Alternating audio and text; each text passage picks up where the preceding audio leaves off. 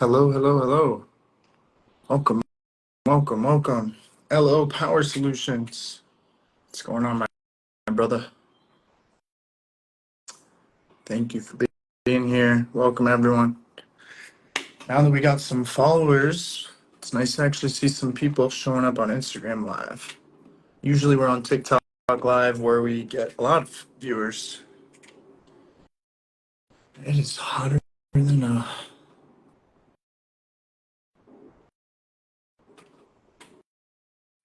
Excuse me. We'll be back. We're waiting on Mr. Melrose.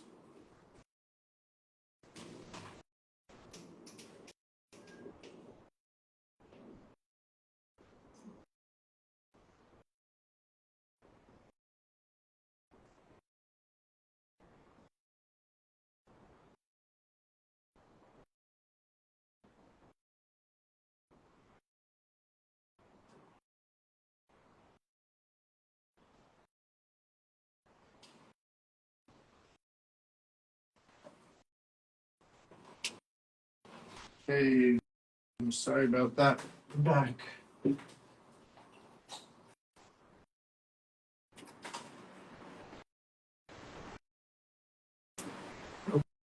Okay, welcome, welcome. Waiting on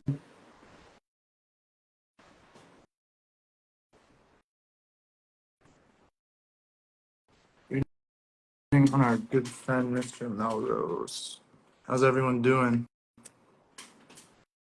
Thank you all for being here. The Detox Doc, Carrie, my mold guru, Toxic Mold Hero, CJ, NJ, Nitty, Linny, 38. Welcome. We're waiting on Mr. Melrose. There he is.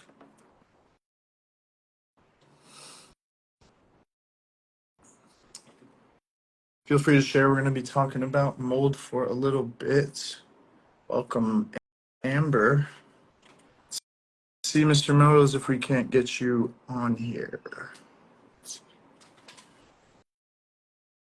Talking about mold exposure, the mold industry, mold testing. Appreciate everyone who's joining. We're going to be here for about an hour, give or take. Make sure to share. Make sure to check out Melrose Mold Solutions on Instagram. And without further ado, hopefully, let's see if this works.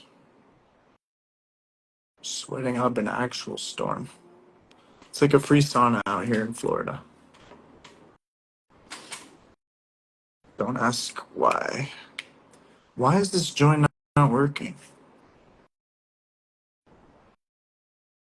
Accept.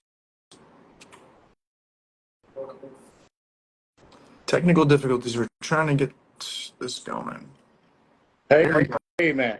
There you are. Hey, how are you, Andrew? Good to see Man. you. Great to see you too. Yeah, I was trying to get onto my computer and there was no connection. So here we are. Gotcha. Yeah, I'm a little new to Instagram Live too, so there's always a couple hiccups. But glad to see you. I wish I had a cool viral background like you over there, Andy. They're pretty easy to get, man. You'll get yourself one. Yeah, so man, I'm excited to talk today. Appreciate all the connections, we've been able to make on just the same journey of helping people out, finding the issues and helping them solve them.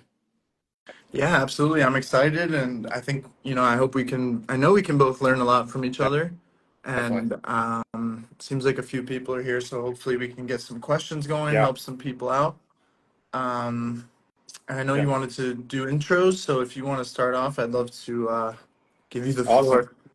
Yeah, let's just introduce ourselves and then we'll get into like a back and forth rapid fire of like our top 3 to 5 stories of kind of big clicks we made in the industry.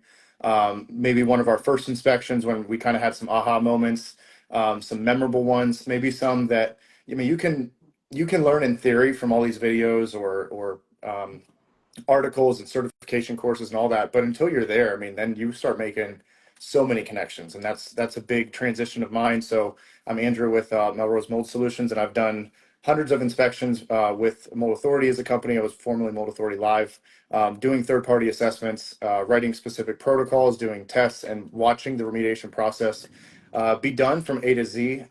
Really, the goal is to get it done successfully, so I don't have to keep backtracking. But we're dealing with microbiology, so it can get pretty complex at times. That's why you need someone, third party like one of us, to really assess the area and make sure that the job is being done fully and effectively.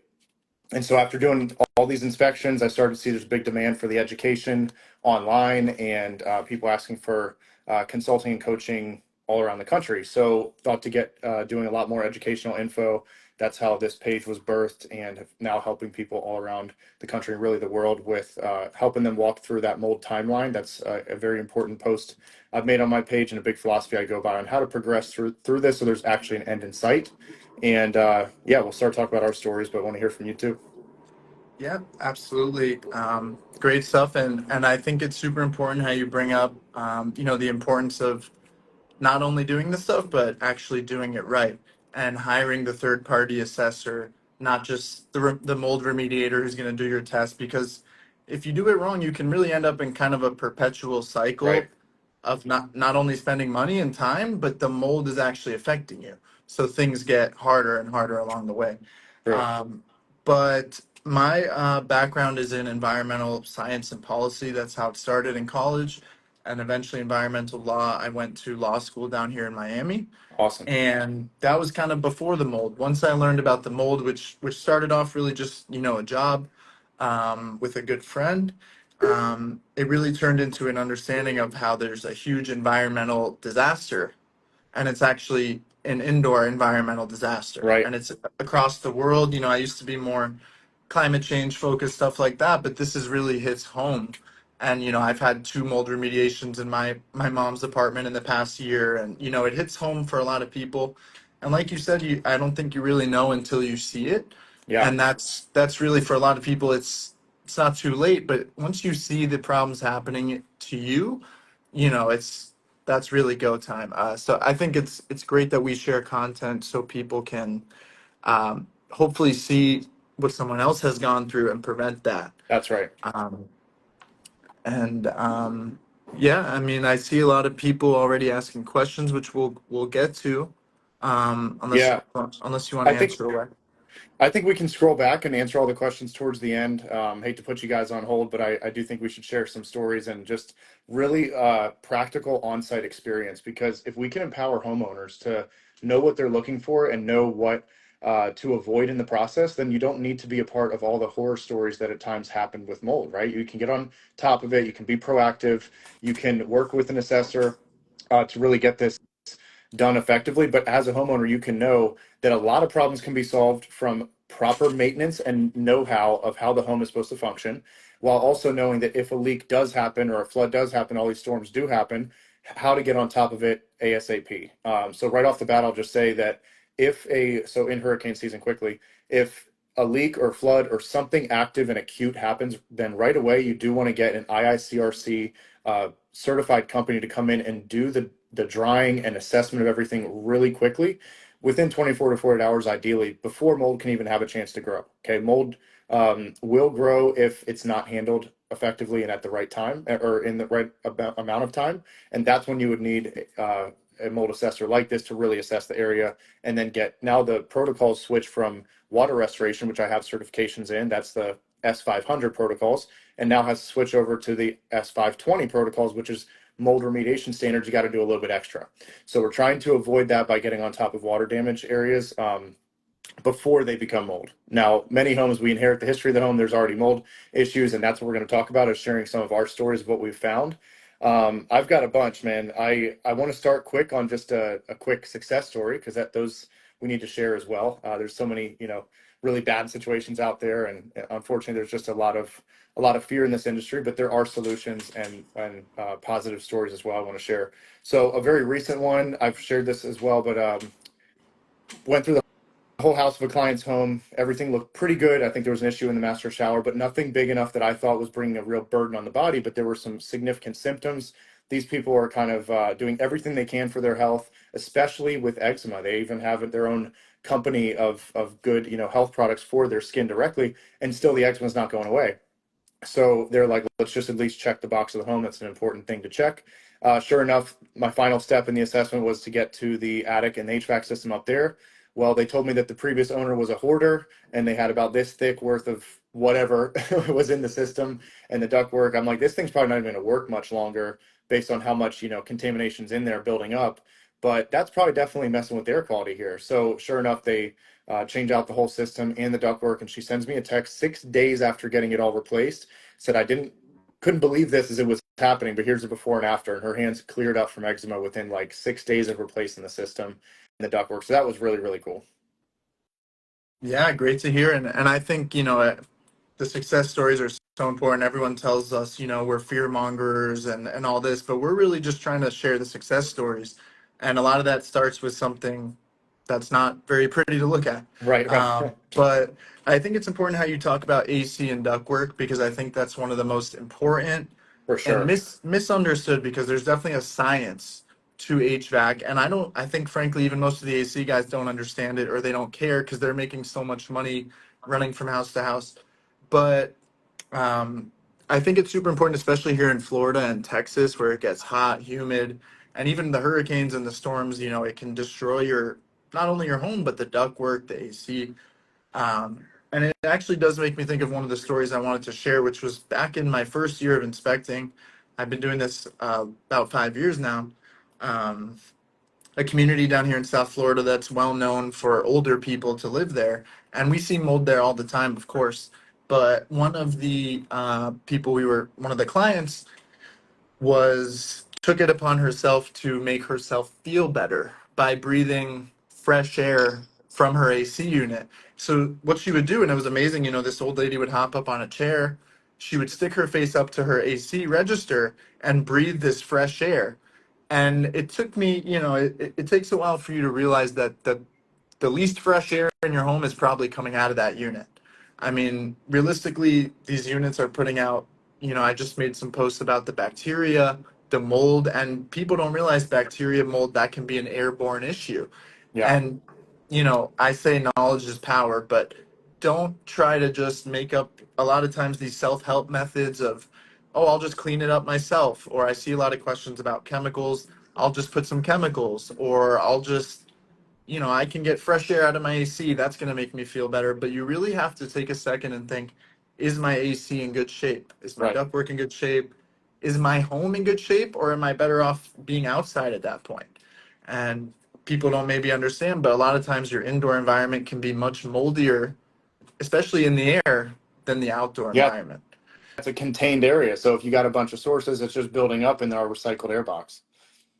Absolutely. And that was one of the wake up calls like, wow, these people really need help because not only are they sick, and she had, this older lady, she had the breathing machine next to her bed, Mm. but it's like this was her daily fresh air from the AC unit. And guess what was in the ductwork? It was filled with mold, the AC unit too. So super important. Um, and plenty of other, I tell people be careful taking it into your own hands, even cleaning up, like even something as simple as dusting, or an ERMI test, for example, which I consider pretty close to dusting. You're collecting a dust sample. You really have to be careful doing that yourself because you can create a disturbance. So whether it's chemical cleaning, dusting, trying to medicate yourself with AC air, you really have to be careful with the DIY approach. And if possible, leave it to the professionals. It'll save you in the long term. Yeah. Yeah, that's an interesting story. So you definitely found out that the AC was an issue there and then got that solved? Yeah, majority of what I do, a lot of what I see, the problems are in the AC and the ductwork, A lot. 99% of the time. And I know. even if that's not the main issue, it's going to end up becoming a main issue because it Right. can be contaminated. But I've even, I'm not a big fan of duct cleanings. I'm more of a fan of replacement, which we can probably talk about, For sure. for an hours. But I did happen to have a duct cleaning myself in an old apartment, and I even felt pretty much better after that. Just the amount of when you have clean air, the difference that makes. For is just sure. so huge, and it's almost like crazy when you can actually breathe through your nose and you're like, wow, I didn't know that was possible. Yeah. Yeah. Yeah, guys, I'm seeing the questions come in. We're going to get to them. We're going to just share some inspector stories that we've had first, and then we'll rip through all the questions as we go. I think if we take them one by one, we'll end up missing a bunch, and I'd rather just roll through them all towards the end. So just hang in there. Some good stories that you guys will learn a lot if you listen, closely to what we're doing and the trained eye we're trying to kind of impart to you all. So one interesting one. This is again what homeowners can do to be aware of. Very basic. Don't block vents. Okay. So there was one couple that had floor vents. Okay. Crawl space is where the HVAC system was, the ductwork coming up through the floors. They had multiple pieces of furniture blocking multiple vents. So over time, they didn't even know this was happening. I don't even think they changed their filters. Again, this is a maintenance, lack of maintenance issue. But blocking the vents caused all this cold air to back up. It started sweating. Basically, the crawl space started raining down there, and the floors started even getting wet, soaking and warping. Oh my gosh, it was really intense. Getting down to that crawl space was so wet, and that was a big click for me very early on. Is like you cannot mess with the air pressure, differentials in the home, and just think I'm just going to stop the air over on this side. It's really going to back up the system. They say the HVAC system are the lungs of the home. So if you're starting to suffocate certain parts of it, it's going to have some downstream effects. So that was a pretty wild one. It needed a full crawl space remediation, replacement of the system, the ductwork, and even some of the subfloors cut out because of how soaking wet it got. Yeah, yeah, it's a big major thing. Condensation left and right is a huge mold issue. People don't realize, and they think it's very normal, which it more or less is kind of a normal thing. You're going to have condensation, but the outcomes of that is the mold growth that's going to come. Right. And I think that's another big danger. Oh, mold is normal.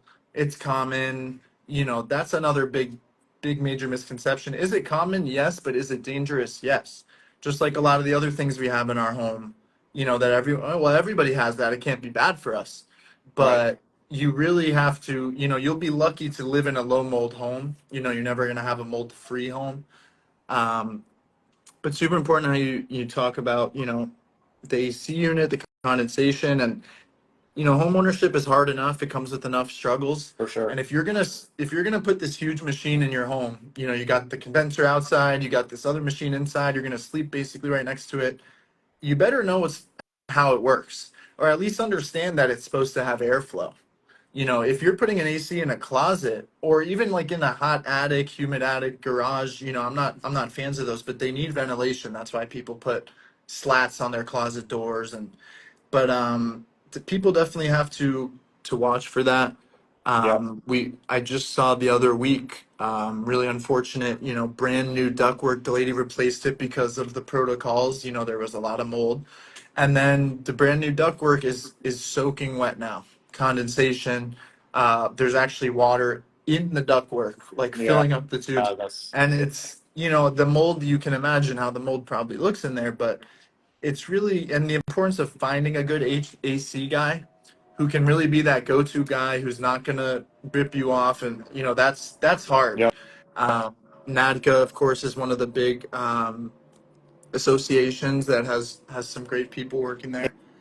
And Um, ACCA, ACCA as well is another good certification. But you do want to just know what to. And we're not going to go through all this right now, but kind of a bit how to vet them because online they can look good, but you do want to ask them a handful of questions. Would be good to get in touch with us on what some of that might be. But it's a very technical thing. I mean, mold is the result of something. So if we have 10 different industries that all are trying to avoid it, but then it finally happens, we have to backtrack now and make sure the plumber does his job right, the HVAC people do theirs. You got to get the right size system. I've even seen that recently. A brand new, beautiful home, everything's good, but the system was too big. It's not pulling the humidity out, and now you got a widespread humidity issue. That was another story of mine where the house was immaculate. It was beautiful, and they're having spots of white and green pop up in different places. Where what's happening? The humidity levels being really high. Sure enough, wrong size HVAC system. And you as a homeowner don't need to know the exact system you need, but you need to be on top of it and proactive to say, hey, you're about to install a system. Is it sized properly? And tell me why, based on square footage and sizing of all that unit. Because how the system is installed is a really, really huge part. Definitely, and I think what a lot of people don't know is that your AC is in some ways a dehumidifier. Right. and it's actually meant to help regulate your humidity. Right. So if it's too big, it can actually under-regulate that, Yeah. or too small, but too small also. Um, but super important to have that, and whether it's the vetting part is really difficult for all these, For but I sure. think really educating yourself is the number one tool to save yourself money, at least in the long run. Yeah. Short term you might spend a little more to really get that top tier professional, but in the long run it'll save you. And I think knowledge is power, and I think one of the best things we can help people understand is the basic biology. Like, control that humidity or moisture, and you will control the mold. Exactly. It's not really a chemical That's answer, right. especially if you're using bleach, for example, which is typically water based. You're not exactly helping. You can be making matters worse. But 100%. if you can control the humidity in your home, that which is moisture in the air, or the actual moisture on your surfaces, then you're going to be in really good shape, at least to prevent major catastrophe. Yep. Um, and not just, I always tell people also clean air and clean surfaces. If you can master those, which includes moisture in your air, if you Yeah. can master clean air and clean surfaces in your property, then you're in really good shape off the bat. That's Um, right. but of course, removal is ultimately key. We Right. really want to remove this mold, take it, drive it 10 miles out, and throw it off a cliff. Don't just spray it and paint it. Right. You know, Exactly. Yeah, man, that's really, really good stuff. Another one, this is an interesting one. So a lot of people walk in to a home, they're looking at one, they see a water stain, like a little light orange kind of brownish stain on the drywall, maybe. And many times there's really, to me, it's one of two things. So let's say we're in the upstairs master bathroom and we see that type of watermark on this side from the inside of the bathroom. Well, I go up into the attic and pull the insulation back and make sure I'm right above where the stain is, to see, is it the tip of the iceberg? Is that little watermark actually 10 times worse and a big black green gooey colony on the backside? Many times it has been, and good. We found what we needed to find, and we go ahead and handle it accordingly. But I've also been fooled by that same looking water stain where I've gotten up there, pulled the insulation back, and there's nothing to be found. And I'm yelling down there, "Is like, are you sure I'm over top of this? Are we here?" And they're hitting it, and we're like, "Yeah, we're right there." I couldn't see anything on that side. I even ripped some of the paper of the drywall back. I don't see anything there. I said, all right, I'm just going to swab this just in case to see if there's anything even invisible, just to make sure. Sure enough, nothing comes back. So what happened in that case? In that case, there was probably a very slight either roof leak or a quick sweating of the duct above it or whatever it might be that dripped on it. It then drips through, stains, and it naturally then dries itself out within 24 to 48 hours, not giving it a chance to really grow mold. Could you then replace the drywall with a contractor and just get it done that way? Yeah, you could paint right over it that way if you don't like the look of it. But I've also been fooled, like I said, thinking there was a big mold colony on the backside, and multiple times nothing. So to give you guys a balanced approach and not get so kind of triggered by a watermark there, you just need to go check it. You just need to go make sure, is this a bigger situation on the backside that does need to be remediated properly, or was it a one-time thing, quickly dried itself out, and there wasn't a chance for mold to grow? yeah, definitely. And I think it's a super important point. Like, even if you should be hiring professionals for all of this, but as a homeowner or even a renter, you should be once in a while take a peek in the attic, For sure. maybe even take a sniff, just see, hey, is there a dead body in my attic? Or, take a look in the basement. Is the basement filled with 3 feet of water? Right. It's good to look around your home and just kind of take things in. And that's kind of what we do as inspectors, is we're really just looking for anything that seems a little out of the ordinary. Right. Even something like a sofa on top of an air vent, most people don't think of that as a huge microbial disaster. But what people don't realize is once this mold comes, or the bacteria, this stuff can become contaminated Yeah. for a very long time. Yeah. And you really want to be ahead of it. Um, and I hear people, and I see a lot of people online like, oh, we don't want to do a mold test because maybe it'll affect the value of our home, and we're not sure if we're going to be here forever. And I tell them, like, first of all, your health should come first, in my opinion, but you're not necessarily hurting the value of the home. If you find a mold problem, you're going to fix it, and and preserve the value of the home. Right. And if anything, the value goes down every day. If you have a leak or you have mold that just continues to get Right. worse, um, there's nothing. And if you're watching, I hope you take this home, that there's nothing more important than your health. Yeah. There's no mansion, no car, no nothing that can replace being in good health, Yeah.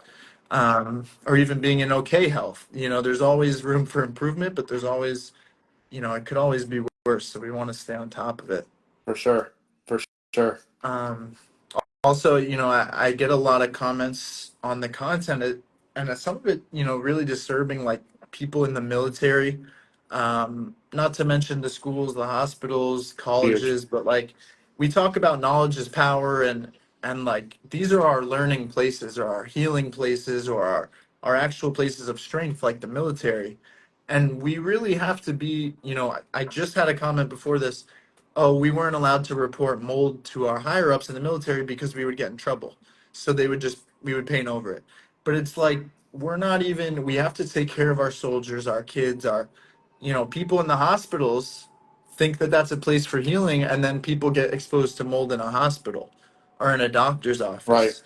And it's really important to know not only your environment, also the environment you're going to, Yeah. whether if you're going to the military, going to a hospital, you're sending your kids off to college, you don't want the college that was filled with black mold. I mean, Yeah. Right. there's no ifs, ands, or buts, and it's really Right. hard to get people to take action Yeah. from the top. Yeah, I think most people watching this, maybe not, but most people I think would know that, mold can be a real burden on the body. And from a health standpoint, they're kind of convinced it's not good to be breathing it in. And if you're not convinced, we're breathing 3,000 gallons of air per day. If 2,000 of those gallons are in a contaminated environment, just imagine, pumping that amount into your body. It's trying to hold off that first invader, and then now it's immune suppressed for the rest of the functions in the body. And unfortunately, our bodies do take on, kind of interpret these as pathogens to go and defend. So there's a lot on that. You guys can go down the, learning from the doctors and everybody about more of the health concerns. From a home standpoint, I really believe that the home is a first place to handle, because you want to clean the aquarium before healing the fish. And that's a bit of what the mold assessor can do, is go and really assess what places are most contributing to the health of the home being compromised. HVAC systems are huge. Why? Because if it's contaminated and it's pumping out a lot of air all day, that's a big, motherboard kind of source. And then we want to find all the other sources that are adding up to it. The two little micro spots on a windowsill that maybe condensed one time and mixed with some dust is probably not the thing that's rocking your health. It probably is a bigger, more surface area, is being affected, is probably what we want to be handling first. One, this ERMI test is really got a lot of popularity. I will say I've interpreted hundreds and hundreds of them, and one lady sends me an ERMI and it's fairly low. I see ERMIs all the time, and I see them most of the time. 90% of them are very, very high, I'll just say. So the goal of an ERMI is just to have it as one piece of the puzzle, but really visually inspect the area to see what's causing the ERMI to be what it is. Well, this ERMI is fairly low, but if I was irresponsible and didn't care, I would say, oh, your ERMI is fairly low. You're probably good to go. Bye. But in this case, I said, let's still check all the boxes, because I don't know if I trust the ERMI to do all of our decision making for us. Let's use logic and use our trained eye and our senses to go and really find these areas, go and check these spots. So I tell her, you have wallpaper. She told me in our consultation, we have wallpaper in like multiple rooms of the home, exterior wall, even a bathroom. I said, go check that wallpaper pretty well. She was about to buy this house. She ERMI'd. The ERMI looks fairly good. Well, sure enough, she sends me photos pulling the wallpaper back a little bit, and it's just visible growth all behind there. I said, your ERMI wouldn't have told me that. So again, if you just get a random ERMI interpretation from someone and all they go off of, because that's all you can go off of, I don't care how smart you are, if you go off of just what the ERMI says, all you have to say is, oh, that's high, that's kind of middle of the road, or that's low. That gives us no actionable data. And in this case, it was a lower ERMI, but we still have to take the most like advantageous approach, which is actually assessing the home. And so she was able to get that handled as well. The wallpaper, which was pretty big issue. Can't rely on one Absolutely. test. Yeah, and I could talk about ERMI for days and days for so many reasons, but I do love the ERMI test, just like I love every mold test. But I always tell people, especially as someone who I consult with people about their results, even people I've never done the assessment, but I'm looking at the Right. results. And they're like, well, the ERMI's really low. I don't know why I'm sick, or the air samples were really low. And I love air samples too. I mean, Right. every good IEP does. You For should have an sure. ERMI and air samples. But the thing is you can never rely on a sample Right. to determine your health. Just like you Exactly. can't, even if it's a doctor, sometimes doctors, you need a second opinion. You can never rely on a mold test. If anything, the number one thing should be the inspection. Hire That's someone right. to come in and look around. The That's samples right. are a secondary thing to help find hidden problems. Like an air sample can help you find an invisible problem, or That's even right. an ERMI can help you find something that you never would see at an inspection. But you never want to rely on them. And I see a lot of people, especially on Facebook. There's some big mold groups on Yeah. Facebook Yeah. where I feel they do steer people kind of wrong. And there's a big emphasis on ERMI. And either way, if you have an ERMI, whether it's good or bad, you're gonna need to bring in a professional assessor Exactly. to find the problem. It's So an ERMI could be very helpful, but you might as well get that assessor in, let the assessor do the ERMI. And I tell people, be very careful with doing an ERMI, because if you disturb that dust, and one of the things I wanted to bring up is mold often looks just like dust. And we're talking about like a white layer on top of a dresser. Yep. Fully, and if you go to dust that, you're literally exposing yourself to billions of spores. And it's not an exaggeration. We see millions of spores on our reports all the time. Right. And when it's airborne and you're talking millions or billions, these things hit your lungs, and it really is, even before it gets to your lungs, these Coming. mycotoxins are It's coming coming. Yeah. straight through the Yeah. blood-brain barrier. But you're under attack. Your immune system can't do what it needs to do. So definitely, the DIY method, the self-help method, you have to be careful. Sometimes it's more serious than that. You Yeah. really, I've seen people who are quite frankly falling apart, big black circles under the eyes. They look like they're not doing that well. And the ceiling is black, like it was painted black. You know, it's really more serious, and a lot of For the sure. deniers are there. They're Yeah. online, so we have to keep Yeah. fighting. Yeah, man. And when you're vetting an inspector, there's a lot you can, but the main one to me is someone who cares and who's curious enough to actually be thorough. So you would probably agree, I don't know, but as an inspector, if I gave you two options, you have either 3 hours to do a full assessment, but you're not allowed to test. Full assessment, 3 hours, go anywhere you want in the house, visual, and you have a moisture meter and a flashlight in hand, but you're not allowed to test. Versus you're not allowed to assess the area. All you can do is set up 5 air samples and take an ERMI test, but you're not allowed to look anywhere. You just get the test results. Which are you going to get more data from? 1,000% from a trained eye Yeah. inspecting the home. The test will fill in the gaps, confirm or deny what we're finding. But if you know your way around the house and what you're looking for, this is what the knowledge we're trying to impart to homeowners. You can get the ball rolling by identifying these, then get the assessor in. You already know the spots. We need more eyes on these areas. Then you get more information. And you point, you say, Jonathan, we need testing here. Assess this. Put your readings on there. But you're already ahead of the curve as a homeowner, already knowing. It's like going to the car mechanic. I already know the issue here, so they're not going to come and tell you, oh, you got a messed up, part of your motor that you're like, no, I'm a mechanic myself, and I already know it's fine. So this is the same deal with the house. Yeah, go ahead. No, I was gonna say, I didn't mean to cut you off, but like the words are covering your face. I can't. Oh, okay. Oh, I fixed it. But no, definitely the assessor every time beats the actual test. There's tests you can buy where they'll ship you the test kit, and you buy it at Home Depot, and it's not giving you the assessment that you need. It's giving you Right, a small snapshot in time. right, Maybe if you're lucky, you performed it correctly and you got a little info, but 99% of the time there can be a false negative or a bad reading. right, And like you said, you should hire someone that cares. I think that's the most for sure. important. If someone who cares for themselves, they can take care of you. And if they're just a caring person, but having a mold inspector who will also interpret the results with you is Yes, so important, for because sure. I've heard too many times that the inspector just came in, took a good amount of money, went off to Mexico literally, and didn't go over the results. You really need someone to, and you'll see people posting these results online all the time. They're like, what do these results mean? Right. Well, how did you get them? Like, Yeah, did this guy just disappear?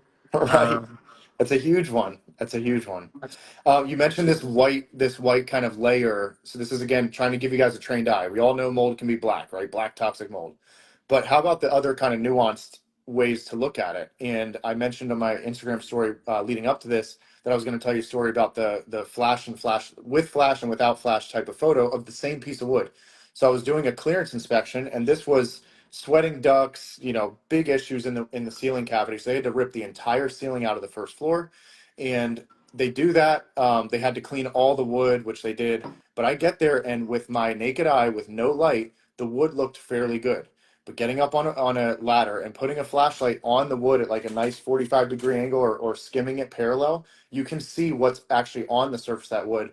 So to really properly clear, how the lumber is looking, you want to put a nice light on it. Well, what I saw with the light was this very light kind of textured, circular at times, but mainly just textured white kind of powdery dusting. And that could just be innocent dust, you'd think. But no, I put a swab on it, and that was the first time I really, really realized very early on in my inspection. I was like, that is condition 3 aspergillus, still growing. Those remediators missed that spot. And I'm like, guys, you have to go around with a bright flashlight, or I'm gonna keep coming back, failing your remediation over and over until you get this right. So they had a lot more, cleaning of the wood to do in that case with that surface growth. You have to vacuum the first layer off, remediators would, put the peroxide on there, let it kind of bubble up, and really you're cleaning the wood manually, not just spray and walk away type of deal. And so that was a big kind of aha moment for me, was the white, gray, greenish, like lighter substance is an aspergillus and penicillium like type of mold many times. Yeah, definitely. I mean, the black mold thing is a huge, More obvious though. Yeah, distraction for people. right. Um, a lot of times you see one kind of mold on this side of the wall. The other side of the wall could have 10, 20 other kinds of mold, and it looks like For sure. kind of like your background behind you. You have 30 Yeah. different molds, kind of a cool mold background. But definitely, just super important to keep an eye on. And that's why I tell people you should not have any dust, you should not have any dirt, because if you really, if the place is clean, the place is clean. You can't confuse dust for mold because there's no dust. But Yeah. really, it's tricky in those attics, especially, Yeah. for a number of reasons, to get them cleaned properly. Yeah. It's like we got to build attics that people can get around in. That's a good point, um, man. Yeah. and my good buddy just called us some studs, so I appreciate that, Tyler. But Thank you. also, when you buy a home, you should look into this. Is the attic accessible? Is it clean? Is there major water damage? Are the ducts, touching the drywall? Is Yeah. there That. condensation? Yeah. These are things you got to look out for when buying, or even renting is one of the worst, because you're kind of stuck in a lot of cases, and you really have to know your rights. But That's right. whether Yeah. you're renting, and I'm kind of doing the law focus as well, you That's really huge. do have to know your rights with mold. I think it's huge for renters, Yeah. but also for homeowners and sellers, whether you have to disclose the mold, you Right. know, how's it going to affect the value, and people really should speak with attorneys, Yeah. local attorneys. Um, Yeah, but if yeah, you do have knowledge on that, which being in law yourself is really really huge, guys. I mean, go consult with him on that type of stuff. But if you would want us to do a live, a few months out from now, talking a little bit more of the legal side of this, if you feel good and comfortable with that, I know it's going to be different per state, and there's a lot of other nuances with it, but that might be a really high value live to do in the future as well. I have a quick insurance story. So this lady had a massive leak in the tub. It moved into the closet, and she gets insurance to come in, and they ripped everything out, dried it out, and put dehues up, and all was good. Okay, that's what I heard. But I was brought in as a third party to really assess this with unbiased. And I get in there, guys. Literally, the wood is still saturated. My moisture meter is reading as high as it can on all this wood. I'm like, but they just pulled the dehumidifiers out. They said it was fully dry. Where how did they confirm that? Just visually, or just a amount of time? Oh, the dehues have been going for 3 days. That's enough. Or 5 days, even that's enough.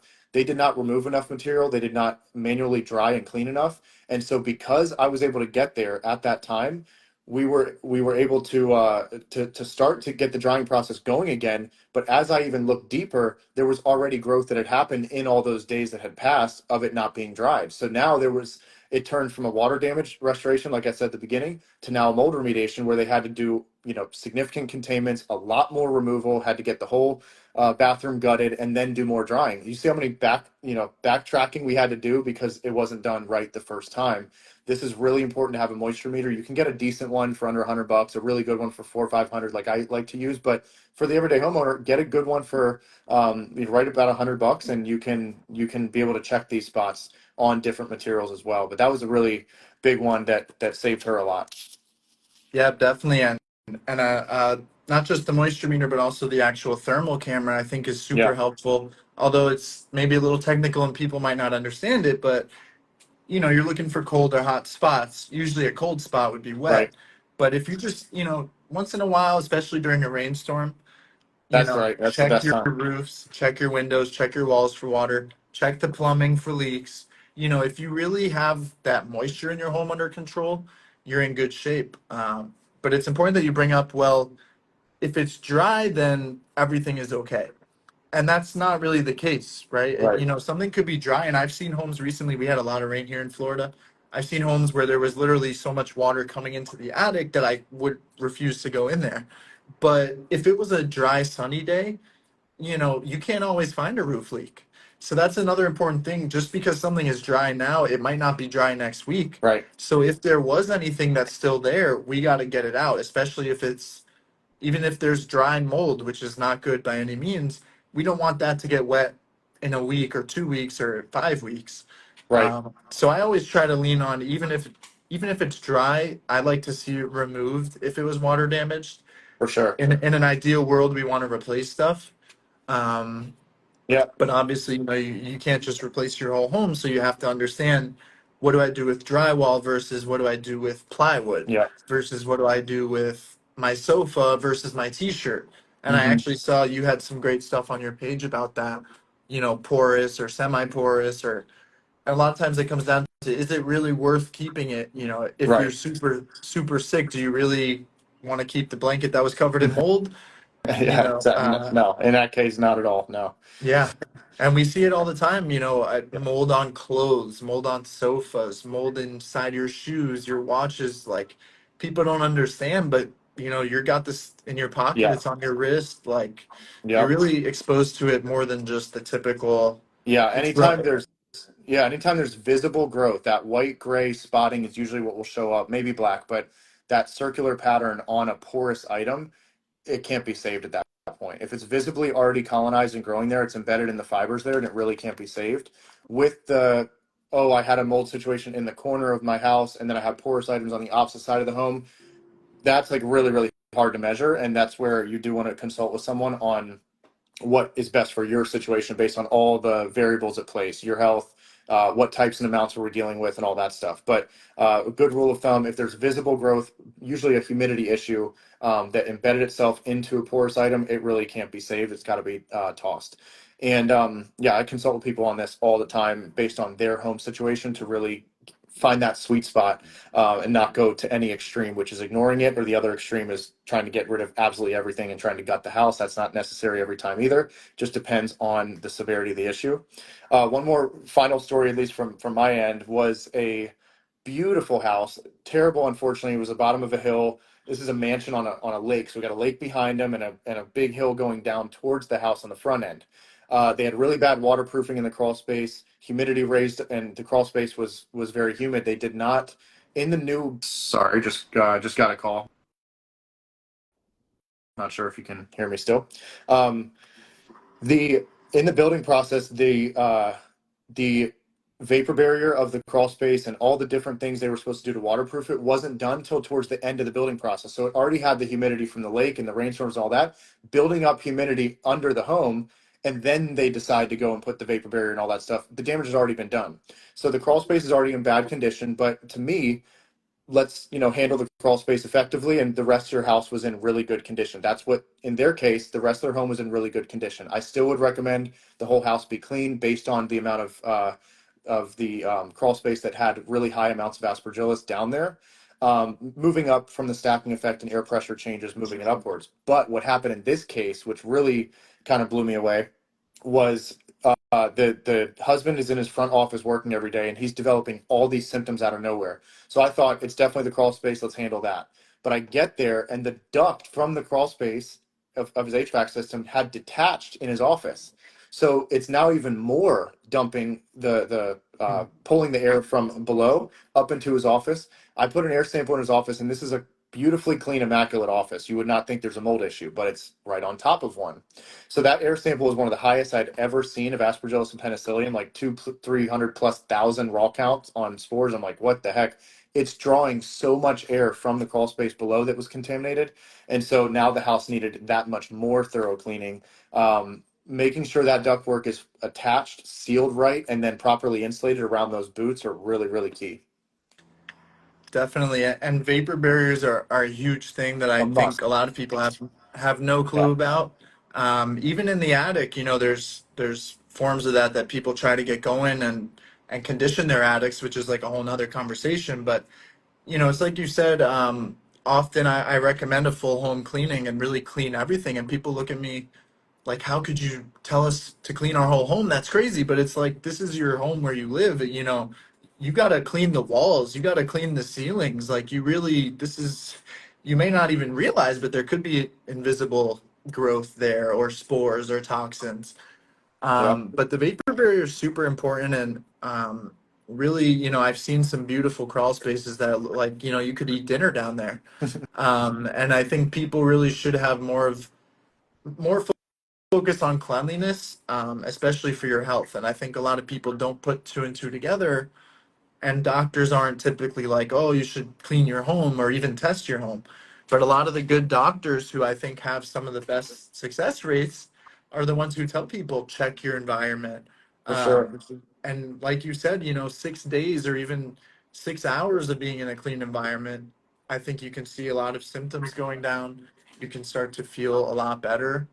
Um, and people Great. can find out if you leave your home and you instantly feel better, or That's a big one. you go on a vacation, and this is how you can start to narrow down which of the buildings that I'm in are sick, the sick building syndrome, or maybe it's all of them. Sometimes there's mold at work and at home and at the gym, and that's just, frankly, there probably is, but people really got to understand how to deal Yeah, with it. yeah, um, and then the more health side of it is like, how does the body deal with it? How do you yes, detox? How yeah, does your body naturally detox? How can I support my organs? And, huge. should I be pooping every day or should I be pooping once a week? Stuff like that, there's multiple levels to it, but it's really a Yeah, comprehensive thing. And the home and the body are basically one, that's right. and they That's got to right. be, treated similarly. Yeah, man. And the body's a common denominator. So as much as I'm, biased towards getting the house in order, I'm actually more biased towards healing the body. That's what got me into industry to begin with is spirit, soul, body, full like top to bottom of the body. How do we get this, which is our common denominator, more strong and more resilient and naturally doing what it's supposed to do because it's made to heal when it doesn't have those interferences, and mold can be one of those interferences. So we're just trying to lower that burden and give the body what it needs. We can start, ripping through these questions if you want. Yeah, Yeah, absolutely. awesome. So yeah, I just scrolled to the top. Bacterial sprays claiming to remove the basis for mold. I guess the root of it by introducing bacteria instead. Have you heard of that? Like I'm still trying to mess with the chat. Okay, what do you think okay, of the it's bacterial sprays claiming to remove? So I think those are like the probiotics or prebiotics that I've heard about. I would never think to introduce bacteria. It's interesting, but I mean, what we know about mold is that when it's under attack, it will release toxins as a defense mechanism. right. This stuff's a conscious being. Right, and Yeah, hopefully Agnes is still here to hear the answer. But in general, whether it's I'm gonna send in the bacteria or I'm gonna send in the chemical, I don't lean towards that method. I lean towards, let's remove the yeah, problem materials. that's And right. the basis for mold is moisture, just like all the other life on this planet. And yes, mold is alive, by the way. Um, it needs moisture, it needs water, and it's more resilient. It can last a long time without water, but Um, I'm not sure how introducing bacteria even would really If work because I'm yeah, guessing there'd be some kind of water base for that. right. Yeah, I don't know Which, what yeah, I don't know what product exactly you're talking about, but yes, let's pull the stuff out, and then as far as preventative steps and final cleaning steps, maybe something like that. Again, I don't know which product you're exactly talking about, but the best and safest bet is removing the contamination as much as we can. Let's see. Amber said, "Do you think that products like Homebiotic are similar?" Okay, okay, Homebiotic now. Travel and home. I haven't done as much research on Homebiotic specifically. If it is a kind of, um, it is. Yeah, the millions of bacteria like a probiotic. okay, Um, I wouldn't just put that on a mold source. I wouldn't do that by itself. I really don't believe any right now. What we have, like a spray is enough to handle a full colony. Mold, okay, mold is a plant or a tree at a when you really look at its actual structure, it's got roots and then it kind of sprouts up into its colony. So even if I were to come in and kill a plant, it's still present even if it's dead. If there's an animal in your house and I just kill the animal but leave the body, it's still present there. The exposure is still happening. So the goal is removal, and then maybe homebiotic is good after everything is clean. I mean, maybe that's a better option. The biggest statistical correlation when it comes to healing concerns and success stories are helpful. Yes, of course. Glad some experts to learn here. Awesome. Yes, thank you for that. Um, Eczema clearing up, that's great. Screenshot that one. Two yeah. root cause problems with the HVAC units and ductwork. If you want to hit on one or two, maybe common ones that like actually proliferate mold in the HVAC system. You mentioned condensation, but how would that happen? Do you know, or what are some of the things you've seen? Um, yes, so I mean they're all important, every aspect of the AC unit. Definitely condensation, but what leads to that? Cold air leaks. Yeah, So, I'll take my thermal camera, and I have a pretty nice FLIR, and I'll point it at the AC unit, and you can see where the cold air is coming out. right. What do you know when you look there? It's actually wet, and you'll see the ductwork is soaking wet. Yep. So cold air leaks, it's got to be sealed with high rated mastic, or Yes. and it's tough to get in there a lot of the time. There's also something really cool called like a double-sided encapsulation, which I learned from one of the higher guys at Nautica. But it's not only encapsulating the inside of the duct, but also the outside, like the attic Yep. side. That can be super helpful. Again, nothing's perfect. I mean, you Um, would do that on clean ductwork though. You don't just yeah, encapsulate over top of mold, right? yeah. I mean, after a month, that mold will, even the best mold paints in the world, the mold will love to eat that for lunch. That's another thing people For don't